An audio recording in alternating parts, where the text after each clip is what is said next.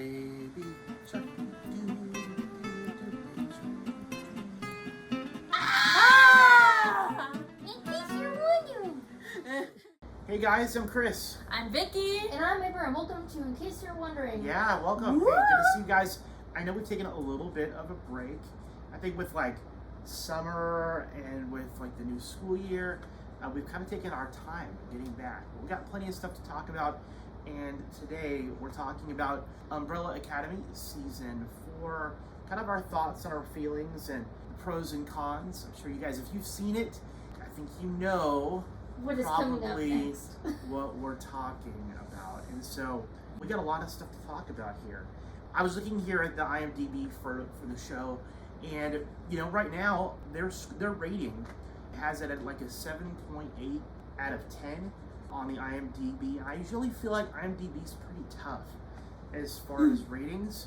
And then Rotten Tomatoes has it scored at about a 78%. Now, I think for me, looking at Umbrella Academy, it's really one of those shows that I think it started really, really well. Yeah. And then as it's gone along, it's just sort of like done like a swan dive off the edge of the cliff. Would you guys agree? Yeah, a little. I honestly liked this season. Okay, so you like season 4. For you, what are some standouts for season 4 that made you like it? I think that they kind of wrapped it up like very cleanly compared to other shows. It was like they had their life, they had their kids, they had what they were striving towards, what they were, you know, struggling with, not having their powers and stuff. And I just saw a very, I don't want to say normal family, but it's just very, like, you have your disagreements, you have your arguments, you have that dreaded family vacation sometimes, and you have to sometimes do things in life for your kids or for your family that are really hard to do. You know, I'm glad that you're here and that you're sort of like the counterpoint. I'm the yuck to your yum a little bit, so to speak. Weird. It's a weird phrase. I've heard it said. Like, I was rather underwhelmed by season 4, so I'm kind of glad, just on balance, that you enjoyed it. And I will agree with you that I think I've seen a lot of shows where you don't get an ending at all. It just sort of like lingers and then disappears, yeah. Right? Whereas they did at least try to give us some semblance of an ending and a wrap-up. And I think you're right. Amber, what has been sort of your takeaway or your feelings about this?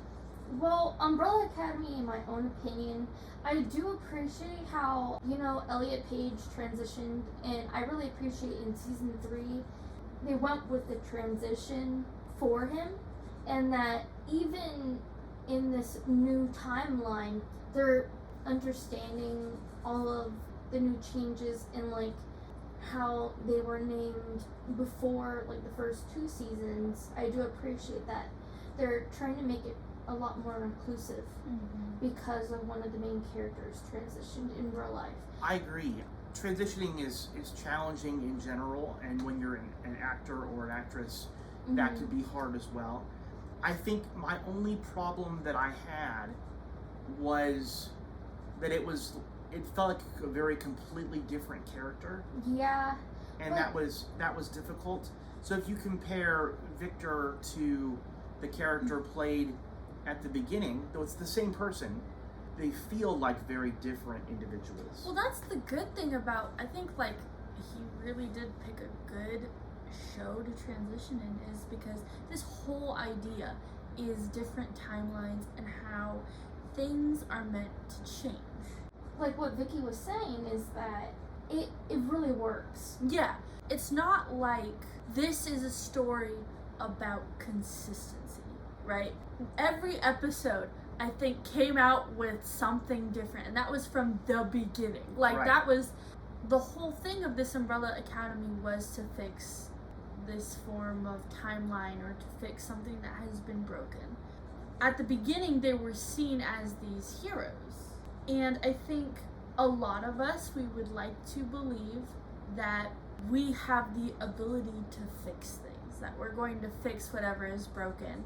I think that this show has definitely said that these characters at some point just need to step back and let the world do what it does. No, it had a very fatalistic ending. This idea that somehow we're the problem, and if we just simply didn't exist, then the world would continue without us. But if you think about it, they still end up existing As the Marigolds. As the Marigolds, but also as their families.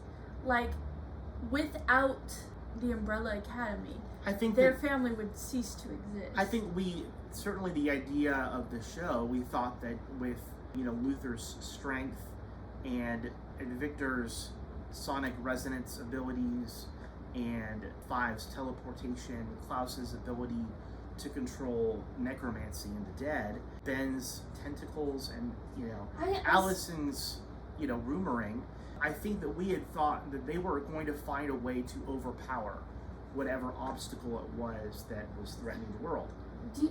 I have to bring this up. Yeah. What was up with Jean and Jean? Okay, I thought they were a little. Okay, They're like, so Jean, you're wrong. You're different now. I know. I agree. I can't put my finger on it. They were really weird. They were really in a weird show. They were really weird characters. By the way, played by Megan Mullany and Nick Offerman, two well-established actors out there. They were weird. They were strange. I think that's the whole point. And I think for me looking at their characters, I think we don't necessarily think of them as real threats. They seem kind of ridiculous, and yet I think they kind of use that to their benefit. The other part of it is because they were really aligned with the Keepers, that organization that kind of they watches over the timelines. Well, not watching over the timelines, but they were a group of people that remembered their lives in other timelines. Yeah. And so, for them, they were keeping the memory of their alternate selves alive. That's part of the whole thing. They were also aware of the cleanse and all of that was going on. They were weird characters, though. I mean, but this is a weird show. It is. I have to say that my favorite is Klaus, to be honest here. He's my favorite character. He's kind of almost like a Shaggy. Okay, yeah, I'm glad you said it. Like a Shaggy character? Especially here in season 4, I got real... Like, he went from, germaphobe to back to original Klaus. Yeah. But you're right. I really got real Shaggy vibes from him, Scooby-Doo. Well, if you're... Okay, I kind of, got confused on why he was such a germaphobe at first, right? But I remembered that his whole power is immortality. And then when you are then told you are now mortal, you have been, your immortality has been taken away, what is the furthest thing that you want to be killed by? Things that are smaller than you, like germs and bacteria. Yeah. And so, and coming from somebody who is slightly a germaphobe herself, I completely understand Klaus and how that goes. What I appreciated about Klaus, Klaus has had this journey of being an addict and a total screw up and a discovery of himself. And with him getting his powers back came the return to him being a drug addict all over again. I think that, the show didn't shy away from the dark side of addiction. Yeah. And that, here was somebody who was trying to deal with the real darkness in his life by drugs and alcohol and theft, right? He was trying to cope with that. And he didn't care who he hurt in the process. Oh, can we bring up about the weird squid of the cleanse? Yeah, so I was going to talk about that. We're introduced to the character of Jennifer, and we know that there's something special about her. She is introduced by way of a giant squid. And they cut it open on the news, and then she fell out of it, and all of them were like, what? Why her is it? mother? I don't know if it was her mother or... I'm like, it was sort of like the same time that she comes out of the squid, that it's the same time that all of the kids all over the world are born to women who had not been previously pregnant.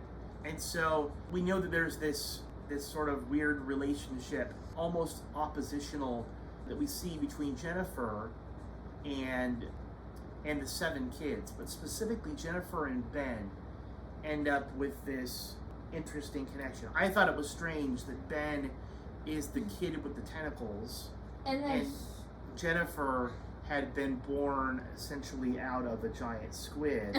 I'm just like, is there a comic book that explains it, or is this just like a random, like, oh, here's a wheel full of random ideas, let's spin it? So because I like diving deeper into shows, when I watched it, I thought, oh wow, this is strange. But then I kind of dug deeper into this idea of what they were kind of maybe doing as a social commentary. If you have ever like fallen in love or met with somebody who was like your friend or something that you felt you connected on such a level, but then at the end of the day they did you more harm than good, but you are less willing to, you know, let them leave your life, and it ends up basically destroying your world. That's kind of how I think everybody in this show had to kind of face their demons. They had to face their hatred for their father. They had to face that this is kind of the end of their world, but it could be the continuation of a new one. And that everyone in your life has a meaning. And it's, for some people, that introduction of a person could be positive, like how the Umbrella Academy was first created, that it then turned into a positive family, people that they could lean on.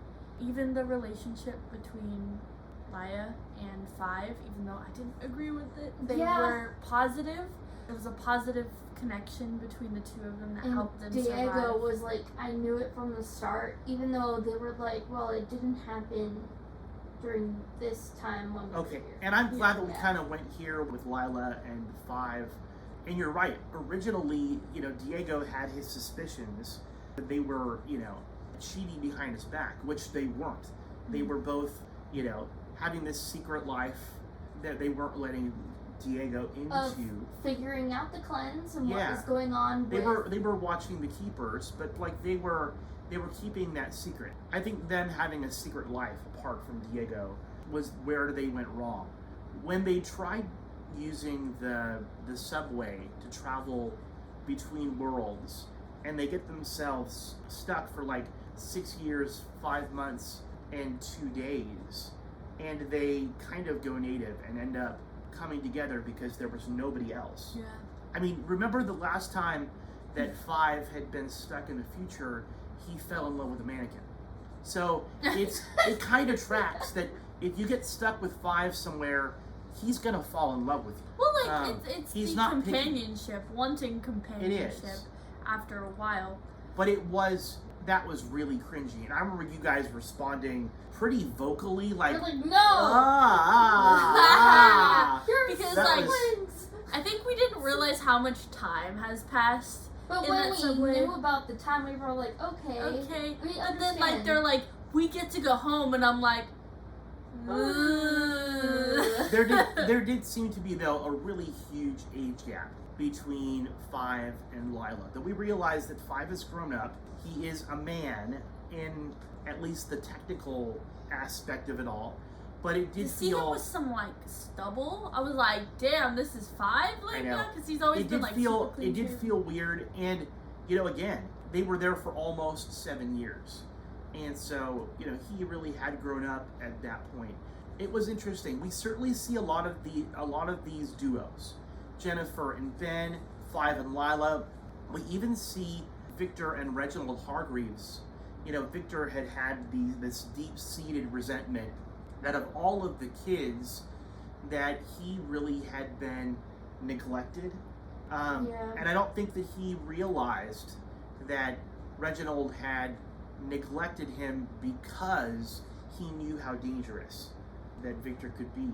Like, if he talked to Viktor, like, hey, over the time that we've known you, like, there's something in you that's really strong, that's why we were trying to keep you away.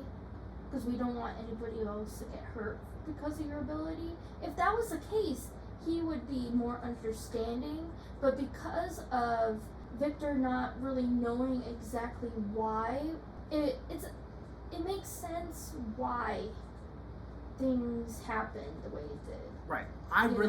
If we're talking about really intense, powerful moments, Viktor going after Reginald and letting him know how pissed off he was and finally getting that out, I thought that was an important moment in this. Now listen, I feel like only having 6 episodes, it was too short. And I think that what that did to the storyline is it took something that maybe if they had kind of drawn it out a little bit and built it up a little bit more, it would have felt more natural.